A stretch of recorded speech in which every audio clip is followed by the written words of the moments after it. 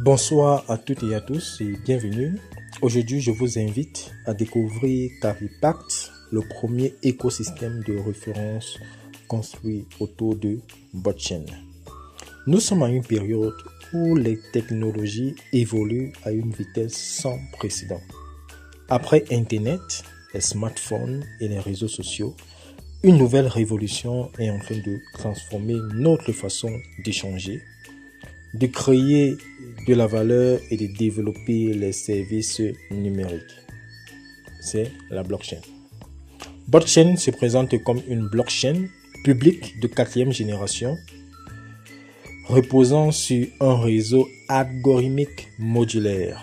Son ambition est de simplifier le développement des applications Web3 tout en intégrant des technologies comme l'intelligence artificielle et une architecture modulaire. Au cours de cet environnement se trouve Caripact, présenté comme le premier écosystème de référence de blockchain. Son rôle est de contribuer au développement de la communauté, de la puissance de calcul et de l'adoption de l'écosystème. Au cours de cette présentation, nous allons découvrir comment fonctionne le blockchain, quelles sont ses innovations, comment Caripact s'intègre dans cet écosystème et pourquoi ce projet attire aujourd'hui l'attention de nombreux acteurs du Web3. L'objectif n'est pas de vous convaincre, mais de vous permettre de comprendre le projet grâce aux informations présentées dans la documentation officielle. Alors commençons ensemble cette découverte de Caripact et de l'univers blockchain. Avant de parler de Caripact ou de blockchain, il est important de comprendre comment la richesse se crée dans l'univers des crypto-monnaies. Le document que je vous présente sur votre écran présente 4 grandes strates qui composent l'écosystème crypto. Tout en haut se trouvent les blockchains publiques qui constituent l'infrastructure de base. Viennent ensuite les plateformes d'échange, puis l'écosystème crypto construit sur ces infrastructures et enfin le système financier qui utilise ces technologies. Aujourd'hui, la capitalisation des blockchains publiques est estimée à environ 1870 milliards de dollars américains. Cela montre l'importance économique prise par cette technologie à l'échelle mondiale. Également, sur cette capture, met également en avant une idée essentielle. Choisir la bonne porte, c'est saisir la bonne opportunité.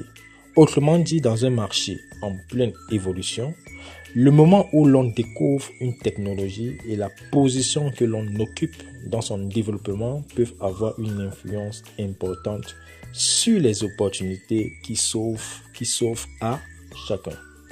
C'est pourquoi une dernière question est posée dans cette partie. À quel stade vous situez-vous dans la vague de la richesse crypto? Pour répondre à cette question, il faut comprendre comment les blockchains ont évolué au fil des années. C'est ce que nous allons découvrir dans le prochain chapitre. Pour comprendre le blockchain, il faut d'abord comprendre que la blockchain a évolué par étapes. Chaque génération est née pour répondre aux limites de la précédente et apporter de nouvelles possibilités. La première génération est représentée par Bitcoin, ou si vous voulez BTC. Son innovation majeure a été de permettre le transfert de valeur de pair à pair. Sans intermédiaire, Bitcoin a ouvert la voie à une nouvelle forme d'économie numérique et a connu une croissance exceptionnelle. La deuxième génération est arrivée avec Ethereum ou ETH. Cette blockchain a introduit ce qu'on appelle les smart contracts, c'est-à-dire des contrats intelligents capables d'exécuter automatiquement des opérations. Cette innovation a permis la naissance des applications décentralisées et de nombreux nouveaux usages. Ensuite, nous avons la troisième génération qui est illustrée par BNB Chain. Elle a combiné une plateforme et une blockchain publique afin d'améliorer les performances, de réduire les coûts de transaction et de favoriser le développement d'un écosystème plus vaste. Enfin, Le document nous présente blockchain comme une blockchain publique de 4e génération. Sa particularité est d'associer une blockchain publique à un réseau algorithmique modulaire. Son objectif est de simplifier le développement des applications Web 3 grâce à une architecture modulaire et évolutive. Autrement dit, blockchain ne cherche pas seulement à améliorer la blockchain existante, elle propose une nouvelle manière de construire et de faire évoluer un écosystème complet autour de cette technologie. Mais qu'est-ce qui différencie concrètement blockchain des autres blockchains? Découvrons maintenant les innovations qui la caractérisent. Après avoir découvert l'évolution des blockchains publiques, intéressons-nous maintenant à ce qui distingue blockchain des générations précédentes. Le document, c'est-à-dire le slide actuellement que vous voyez sur votre écran, présente 3 innovations majeures qui caractérisent blockchain 4.0. La première est la modularisation au niveau du protocole. Blockchain rompt avec les architectures traditionnelles en proposant une véritable usine de protocoles. Grâce à cette approche modulaire, le développement de nouveaux projets devient beaucoup plus rapide, avec une augmentation annoncée de 90% de l'efficacité de développement. La deuxième innovation est le protocole d'identité AIDID. Selon le slide actuel qui est sur l'écran, il offre une prise en charge native des agents d'intelligence artificielle afin de favoriser l'évolution d'un réseau symbiotique entre l'humain et la machine. Enfin, blockchain met en place un écosystème d'incubation tout en un. Dans le document nous indique que 30% des frais de gaz alimentent un fonds d'incubation écologique à long terme. Ils annoncent également le lancement en avril 2026 d'un programme de soutien de 50 millions de dollars destiné à accompagner les projets de qualité dans leur développement technologique, leur financement et leurs expansions sur le marché.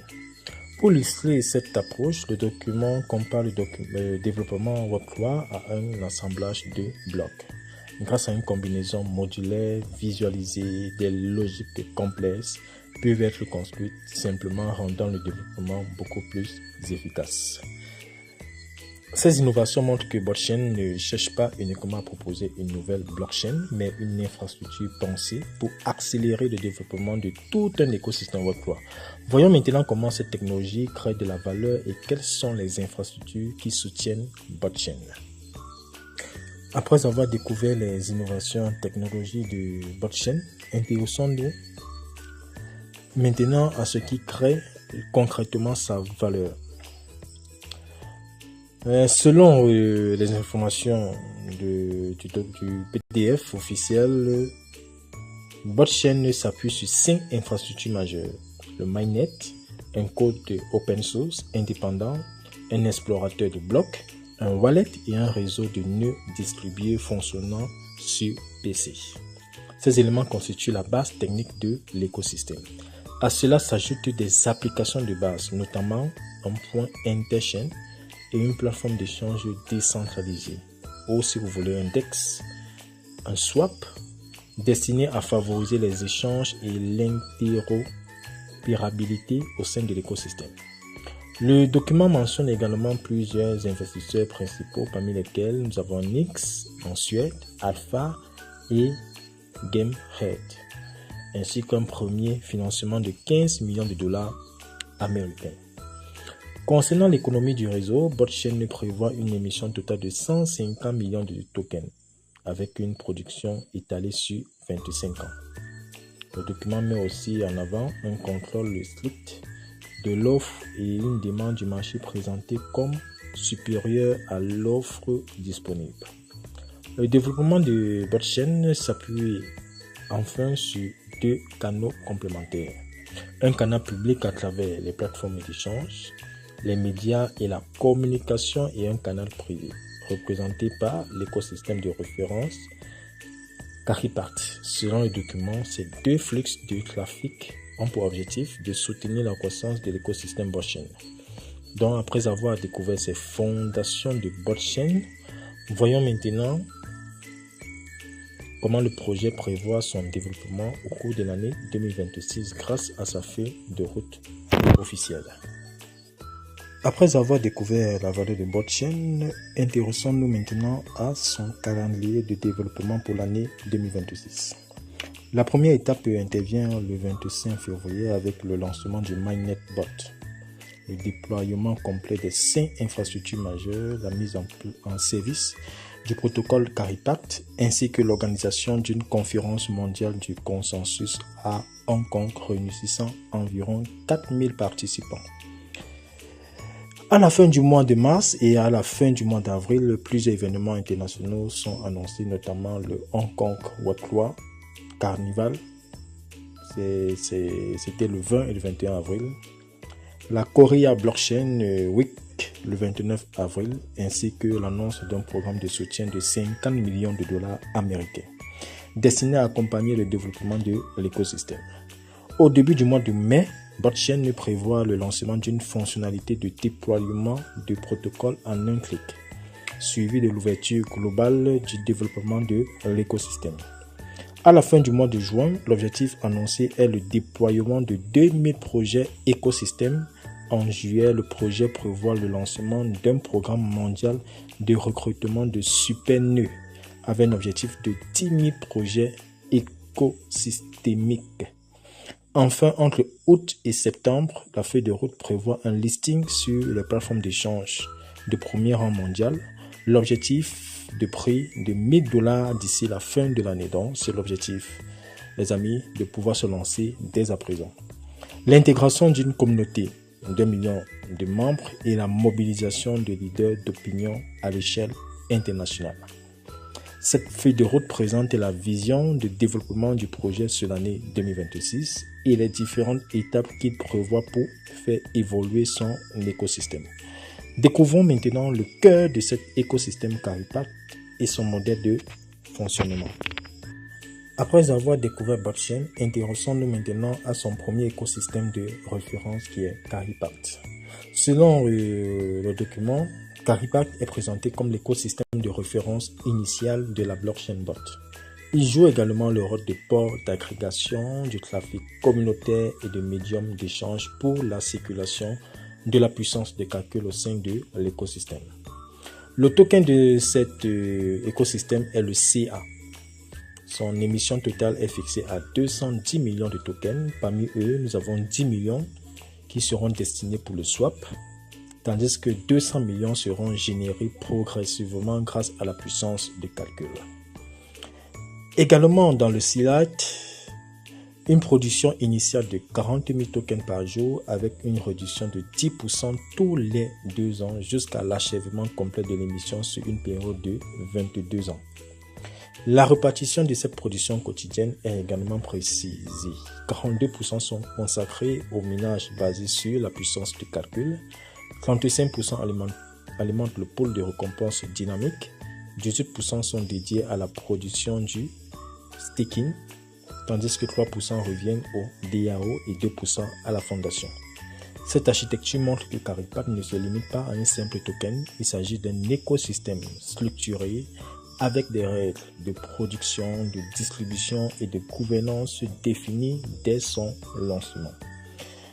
Dans le slide suivant, nous allons découvrir comment fonctionne concrètement le minage basé sur la puissance de calcul et comment un participant peut commencer à produire des tokens CA. Maintenant que nous avons découvert le fonctionnement de l'écosystème Caripact, voyons comment un participant peut produire des tokens CA grâce à la puissance de calcul. La participation commence à partir de 100 $, ça c'est le minimum. Et n'oubliez pas, une unité est égale à 1 $. Chaque unité ou le U, comme vous voyez sur le slide, représente une unité de puissance de calcul. Ainsi, un minimum de 100 unités, bien sûr 100 $, un participant peut activer sa puissance de calcul et commencer à participer au mécanisme de production de CA. La quantité de CA produite par jour dépend de plusieurs éléments. Tout d'abord, nous avons la puissance de calcul individuelle, la puissance totale du réseau et la formule de calcul définie par le protocole. Également, le slide précise que la production est répartie entre tous les participants selon ces paramètres. En complément du minage statique, Caripact intègre également un pôle de staking. Donc, c'est la deuxième façon de se faire des gains dans Caripact grâce au Proof of Stake qui produit 7200 tokens CA par jour. Ce mécanisme fonctionne avec une capitalisation automatique quotidienne, un rendement journalier maximal indiqué de 1%, ainsi qu'une entrée et une sortie flexible selon les règles du protocole. Également dans le slide qui indique qu'un slippage de 5% est appliqué lors des ventes de CA. Sur cette part, 1,8% sont réinjectés dans le pôle du staking afin de soutenir son fonctionnement, tandis que 3,2% sont distribués au nœud du réseau. L'objectif de cette architecture est de combiner le minage basé sur la puissance de calcul et le staking afin de soutenir la croissance de l'écosystème Caripact sur le long terme. Dans le slide suivant, nous allons découvrir les différents mécanismes de récompense qui viennent compléter le système. Au-delà du minage et du staking, Caripact met en place un système de récompense destiné à soutenir le développement de son écosystème. Le slide présente 3 mécanismes de récompense dynamique. Le premier est le bonus d'équipe. Il est alimenté par 50% du pool dynamique et reparti entre les participants selon la puissance de leur sous-réseau, sous réserve des conditions prévues par le protocole. Et le deuxième mécanisme est le bonus de gestion. Son pourcentage évolue en fonction du niveau atteint. Nous avons V1 jusqu'en V10. Selon, bien sûr, le slide, il peut varier de 6% à 30% des revenus de l'équipe, conformément aux règles définies pour chaque niveau. Le troisième mécanisme est le bonus de staking. Les participants peuvent également recevoir des récompenses liées au pool du staking, selon le niveau et les conditions prévues par le protocole. Niveau V7 à V10 bénéficient en plus d'un dividende DAO de 3% comme indiqué dans le document. Dans le slide précise également que les récompenses de niveau sont cumulables. Ainsi, un participant qui atteint un niveau, par exemple, supérieur, peut bénéficier des récompenses correspondant au niveau précédent, selon les règles du système. L'objectif de ces 3 mécanismes est d'encourager la participation, le développement de la communauté et la croissance de l'écosystème Caripact. Voyons maintenant comment ces différents niveaux sont organisés et quelles sont les conditions pour évoluer de V1 jusqu'à V10. Nous arrivons maintenant au système de progression de Caripact. Le document présente 10 grades allant de V1 à V10. Chaque grade est associé à des critères précis, notamment un investissement personnel, une performance de la communauté ainsi qu'une estimation des revenus journaliers et mensuels.